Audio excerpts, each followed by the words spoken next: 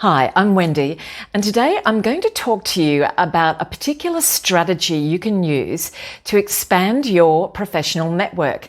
Well, what a surprise! It's going to be volunteering. You may not have thought about this as a strategy, but I'm going to explain to you why it could be a very important one to use and how it can help you expand your professional network. So I'm going to give you a few tips today about that. Okay, so the first thing I say to you is volunteer your services at business events. This is where you are going to meet the people you want to meet, hopefully. So volunteer at conferences, seminars, and workshops. When you participate in these industry-related events, it provides a platform for you to connect with like-minded professionals and perhaps leaders in your industry, influencers in your field.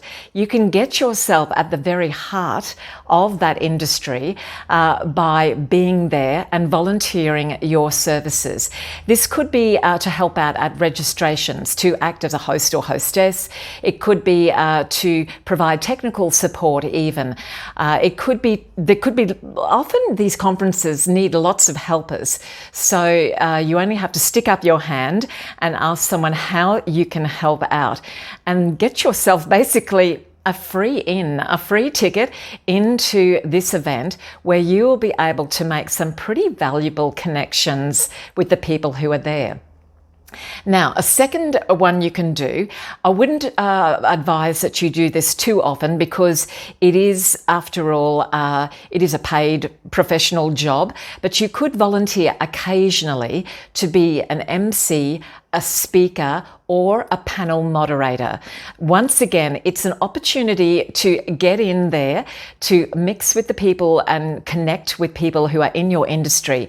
It's also an excellent opportunity to showcase your expertise, your authority and knowledge as a credible person in your industry as well.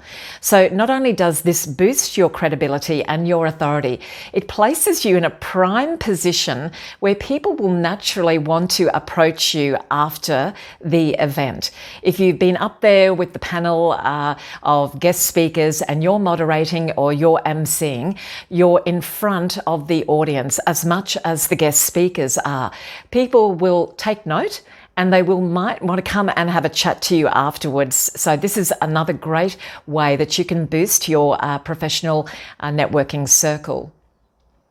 Another tip I give is to connect with the industry leaders and influencers, not just as a volunteer or as the MC, but if you are there, take the opportunity before, during the breaks and afterwards, mixing throughout, even if there are some breakout groups, if there are sessions where people move into different areas, you can do that as well. Take those opportunities during the breaks to go up and approach industry leaders, influencers, people who you admire and respect, people who you think could actually make great collaborators, great partners with you. Now, don't be afraid. It doesn't matter at what level you are, whether you are at a senior level, executive, managerial, or you're a beginner.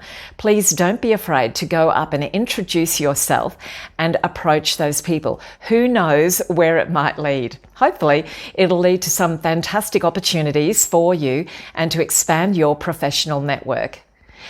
Use these opportunities as a continuous learning professional development experience. Even if you only make one connection, but you're there and you're also hearing what other people have to say, you're listening in on some important speeches and keynote addresses, take it as a great learning experience. You're there to keep abreast of industry trends and advancements, to get to be in the know. Perhaps things are being announced for the first time. So what a wonderful opportunity it is for you to be there when those announcements, those big announcements are being made. Take notes, talk to people, follow up, seek out those opportunities. And speaking of follow up, this is my last tip.